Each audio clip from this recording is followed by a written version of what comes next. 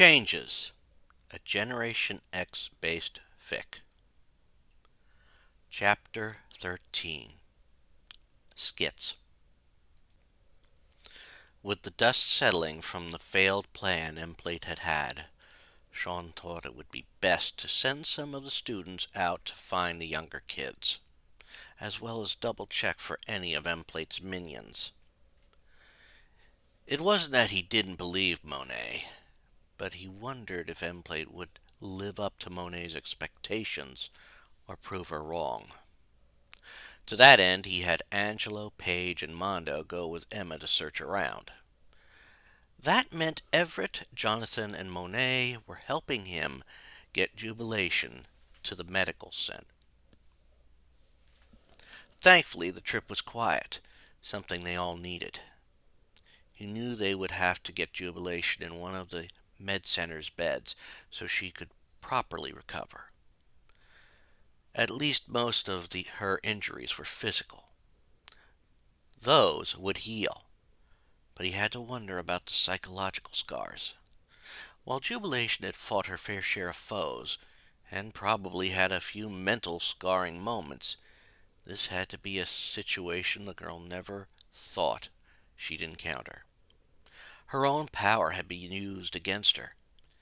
Would she hate the person who did that, or the person who manipulated that person?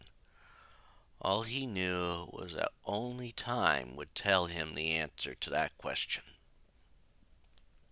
That question left his mind, however, when they entered the med center. They entered it to what might have been a surreal sight before now. The new student was in the one medical bed, and the monitoring devices were operating. The new student still looked like Emplate, but there was no sense of malice. A young girl was sitting at the side of the bed, her head resting on the chest of the young man, her red hair flowing out from her head. As they stood there, she looked up, and for the first time, they saw the girl they had all known as Penance look almost like a normal girl. Her skin, its color a slight mix of red, and the fair skin that is the norm of redheads, looked almost smooth, but seemed constricted when it neared her outfit. It was a way none of them had ever seen Penance before. When the young woman finally looked at them, she was not surprised to see them. There was, Sean noticed, a look of concern on her face. The lad had definitely had a remarkable effect on her, and it was even apparent in her eyes. She noticed that Monet had started looking over things, but he addressed Penance. "Is he all right?" To his relief, she nodded, and he noticed her hair moved with the motion, like it was a fluid. The girl truly had better control of her powers now. "I think so." He then saw her look back at Richard, and he could tell it was with the same concern one had for someone they love. As she looked at Richard, Sean heard her say, "I want to stay here for a bit, in case he wakes up." Sean could understand that thought. The girl truly was in love with the newest student at the school. Then he glanced at her outfit, noticing how tight the outfit appeared to be where it ended. "I think that would be all right, lass, but I think it might be better if you changed." He had the growing suspicion that if she didn't, she would be in a great deal of discomfort. He could tell she was realizing the problem as well, as she appeared to be tugging at the restraints that encircled her body. He also noticed that she seemed to be biting her lip inwardly, battling between wanting to change and wanting to remain. Eventually, the redhead finally said, "I know. Do you think anyone could help me with the restraints?" While she didn't seem to turn around to listen, Sean heard Monet answer the question. "I'll help you with that. I think Miss Frost might be able to help us with that as well." Sean noticed a relieved look cross Penance's face. It was quite possible that Monet alone might have had Penance worried. At least the lass would be more at ease now that she had better control over her powers. After a moment, he saw Penance looking over at Jubilee, whom Everett and Jonathan were getting into another bed. He saw the concern in the girl's blue eyes as she asked, "Is Sister Jubilee going to be all right?" When the girl turned to look at him, he could see that jubilation meant a lot to the girl. No doubt all of Jubilee's attention to Penance got translated into Penance truly thinking Jubilee was a sister. It even made Sean wonder if the girl had a sister to begin with. He was thankful when Everett answered that question, since the lad was busy setting up all the monitoring equipment. "I know what you're about to say, Penance. I was in the same boat not too long ago, and I think Jubilee will understand that." Sean felt proud of Everett for saying that, but then he felt the bottom go out of his stomach. He saw a panicked look cross his face. They all turned to look at Richard and saw the newest member of the team was starting to convulse. Instantly, Sean saw what the problem was. "Get that damn respirator off him! He's suffocating!" Instantly, he saw everyone jump into action, with the exception of Jonathan. Everett and Yvette scrambled to hold the boy still, while Monet fought to get the thing off. In a matter of terror-filled moments, the thing was off, and the young man's normal features were returning. The crisis was over, and Sean breathed a sigh of relief. When Richard had started convulsing, Sean's mind had started to flood with images of his failed attempt to save Clarice Ferguson some time ago. It was one of the things in his life he greatly regretted. He also noticed a relieved look on Penance's face.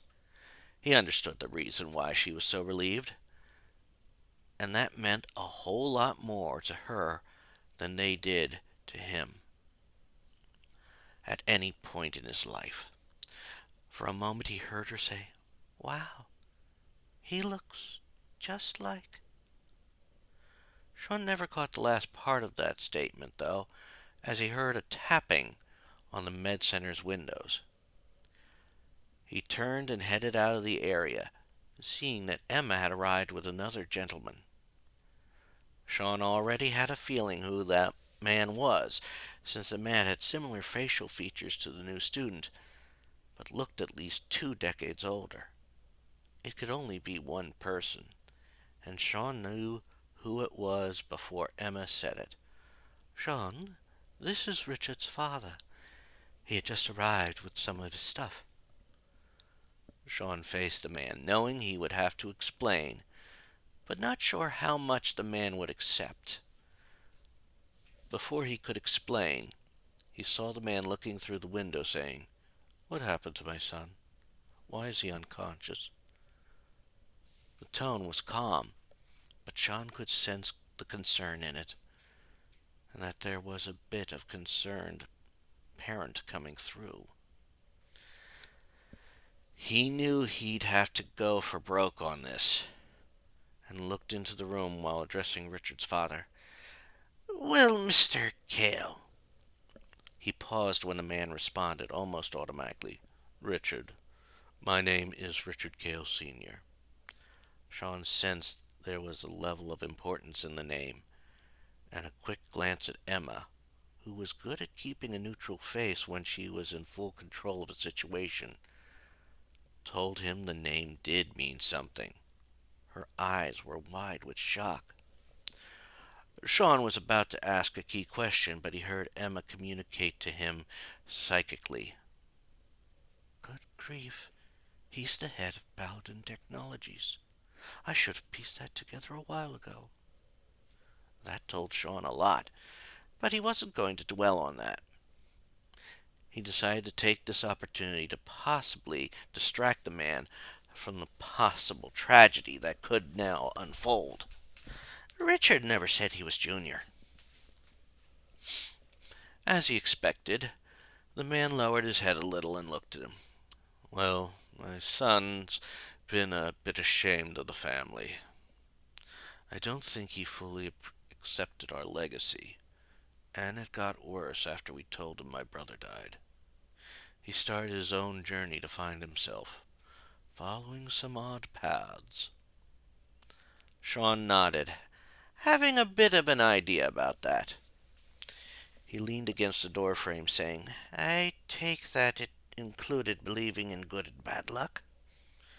Sean looked into the room and saw that everyone was looking at him. He made a beckoning motion, and he was glad to see that the one person he wanted to come to the door started heading over. The man nodded and sighed. Yes, that started when we delivered that news. Richard adored my brother, since he was just like a second father to him. To Richard, his worst luck started that day. He saw the man shake his head at that point. To be honest, I hated telling him that my brother committed suicide, but it was better than telling him that he joined an anti-mutant group. Sean let out a low whistle and said, That is a harsh blow. When exactly did that happen? Sean had a feeling it was on the lad's birthday or some other significant day in the new student's life. The man glanced back to look at his son and answered, The day after his powers manifested. The lie was to protect my son from the harsh truth, and so much went wrong after that day. I may not know what happened today, but if anything here is a good thing for my son, a major good thing, I am fine with him being here. Sean decided then to tell Richard's father the truth, especially as Penance reached the door. Well, sir, your son has had a few interesting days here. On the downside, before you arrived, we had to deal with a threat that is familiar to us. A mutant named M-Plate attacked, and tried to use your son's abilities to harm us. It ended up being Richard's thinking that saved us. He saw a smile of pride on the man's face as he said, My son was always a quick thinker. In some ways, I'm not surprised he found out about this school. Sean then saw Richard's father turn to face him. Mind you, if my wife heard this, she'd be worrying to death until he came back home. Richard would not want that. Sean nodded and then brought Penance into the room. Well, you can tell her that your son has had a remarkable effect on our one student. Once Penance was in the room, he had her face the man and said, Penance, this is Richard's father. As the girl quietly nodded, Sean continued. When she arrived, she was skittish, and due to trauma caused by M-Plate, had little control over her power, and couldn't really communicate with anyone. Richard has brought her out of her shell. He studied the man's face as he said the last part. Seems they've even fallen in love. During those last words, Sean noticed something. There was something in the man's eyes. He wasn't sure what it was. It could have been the twinkle of someone approving of the news of an acceptable companion for their child. It could have been amusement at the news of something so good happening from something so tragic. Sean, however, thought there was something of recognition in the eyes. He couldn't be certain, since the man just nodded and said, I think my son will be fine here. Would there be anyone available to help get my son's stuff to his room? Sean nodded and then looked in the room to the others. Everett and Jonathan, I'd like you to help Richard's father get his stuff to his room. And Everett, don't worry. We'll keep an eye on Jubilee. She'll be all right. He watched as the two nodded and headed out of the med center with Richard's father. Once the man had left, Sean turned to look at Emma and said, Emma, I'd like you and Monet to assist Penance in getting a better outfit together. She's going to need help getting those restraints off. I have a feeling she wants to look more like a woman when Richard wakes up. He saw Emma nod and even give Penance an approving smile. I can agree with that notion. It may be a bit, but I can get someone in town to help with this. Any particular color in mind, Penance? Or should we call you Yvette? Sean watched as the young lady blushed for a moment, and then said, Richard said blue would look good on me. He said it would match my eyes. As an afterthought, he thought, he heard her say, and Yvette is fine. In that moment he saw the girl's eyes were no longer pure blue, but looked like normal eyes. He even had to agree with Richard's assessment. Blue would look good on Yvette. No doubt, what they had here was a perfect couple, and Yvette was the best reason why Richard was staying. In fact, Richard was the best thing for Yvette.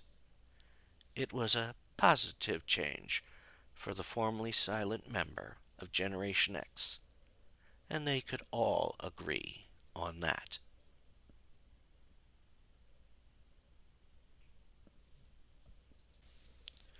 Richard slowly awoke in the med center, and his mind was a mess. He remembered going unconscious after the trick worked. He even guessed everything had worked out. If it hadn't, he wouldn't be lying in the med center. He started to move, wondering if he was alone in the room, or if someone else was there with him.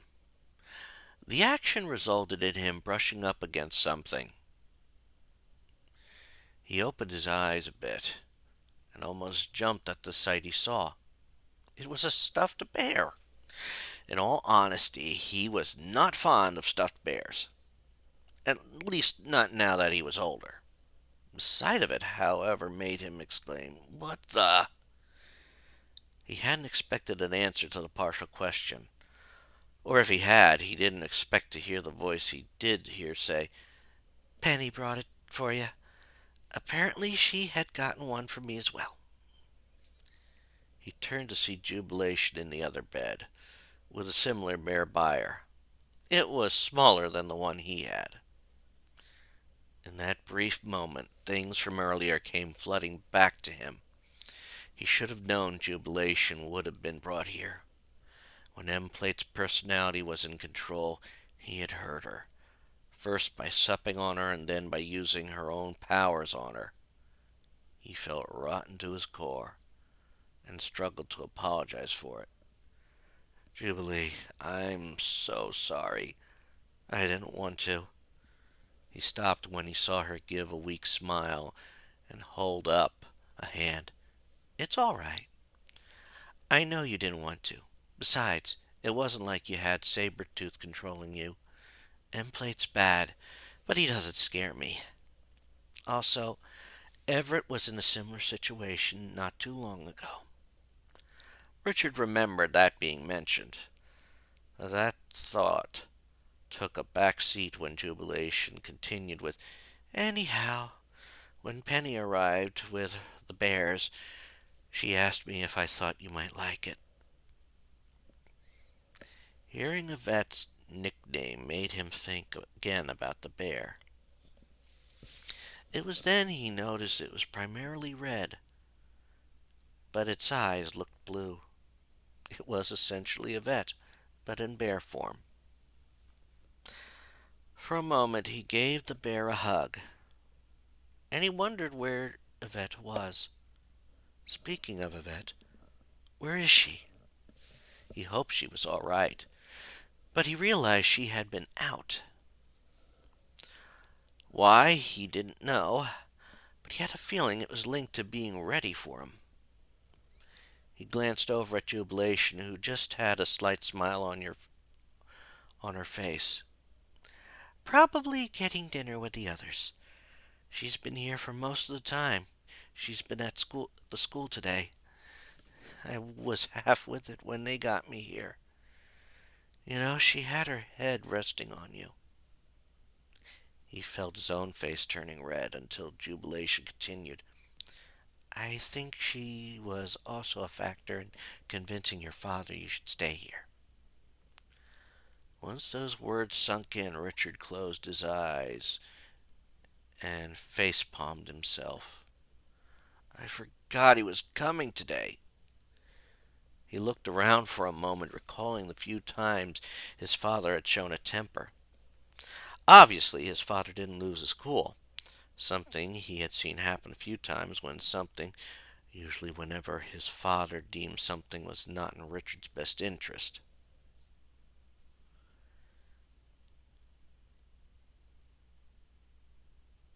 If he heard about Emplate, that would have been something to make the old man lose his temper.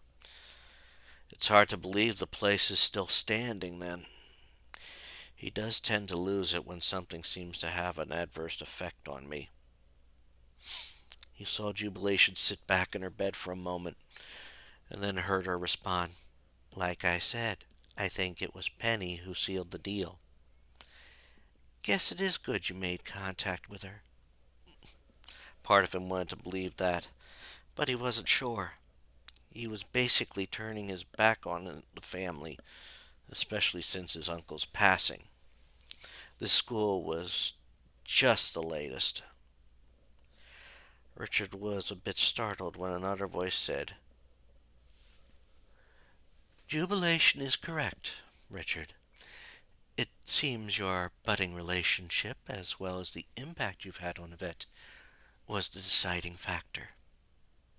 He looked over and saw Emma entering the room, but she had a look on her face that stated that she was certain Richard was hiding something.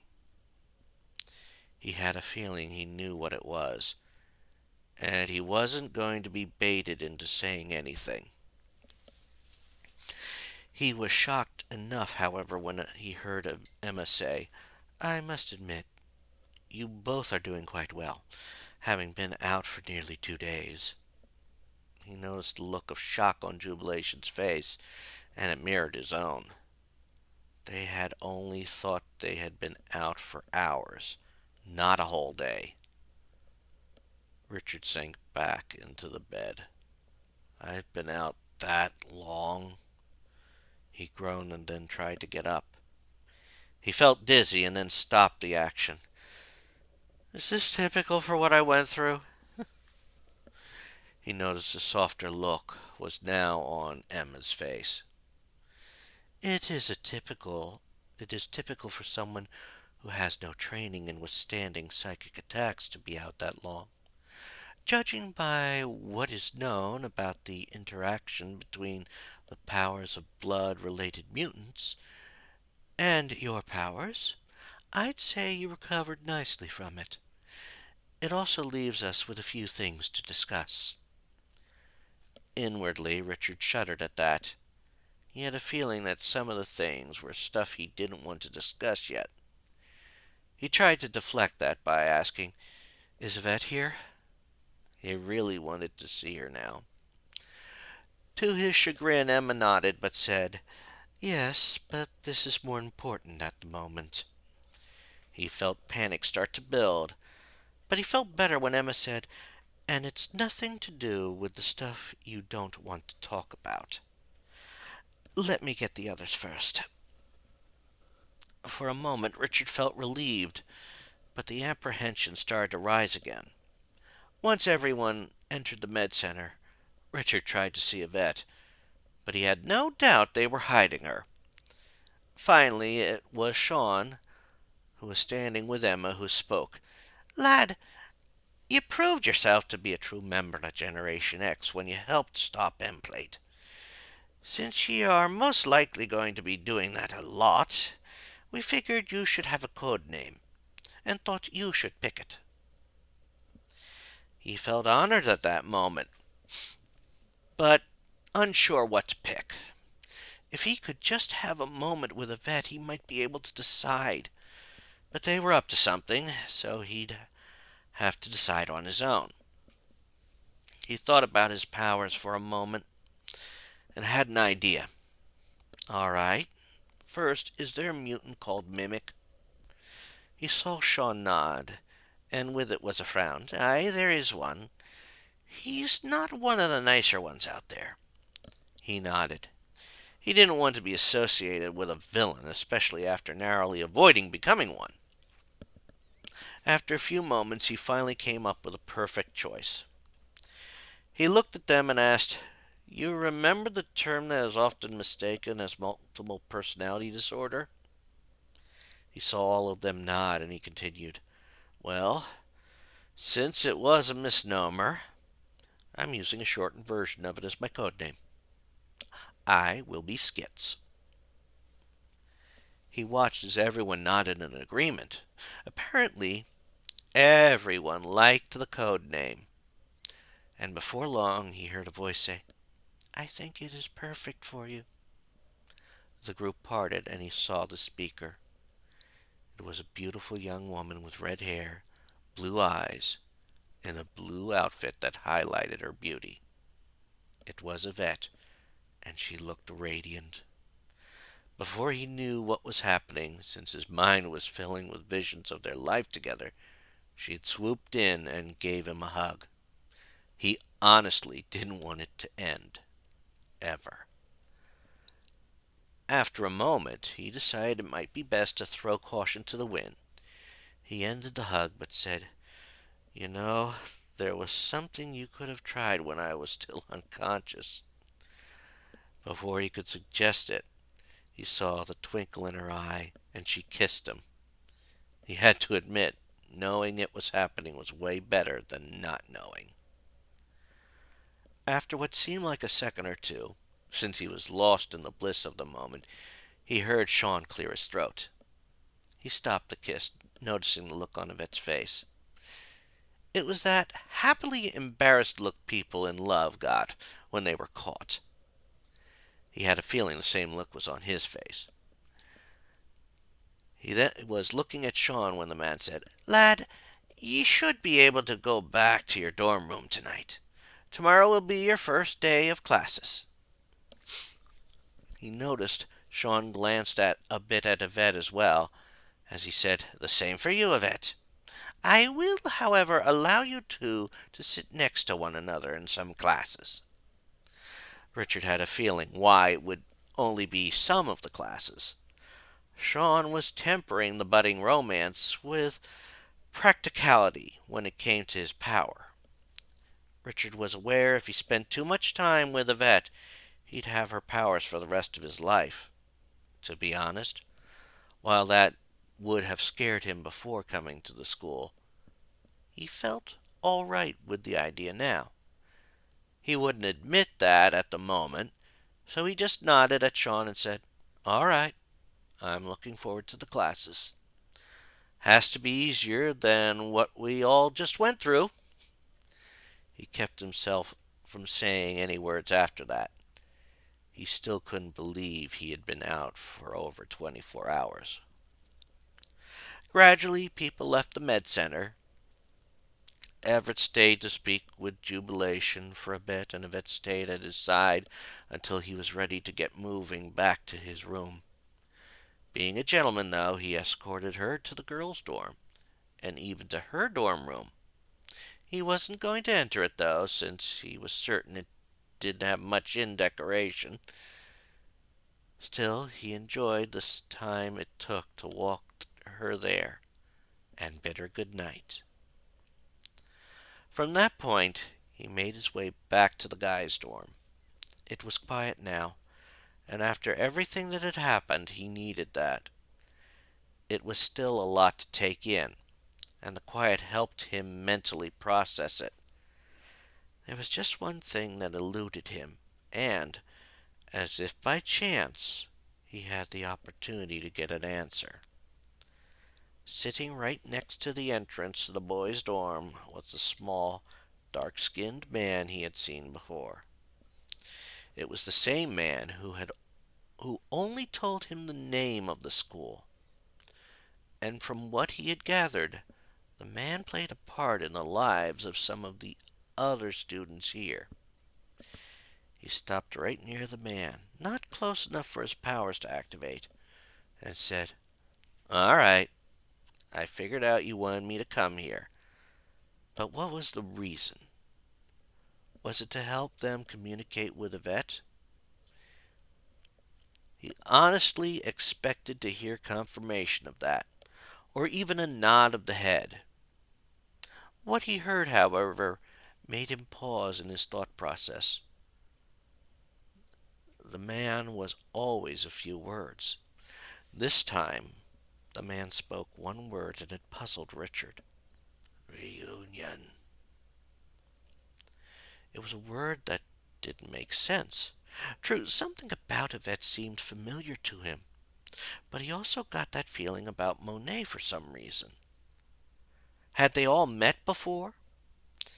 If that was the case, why couldn't he remember it?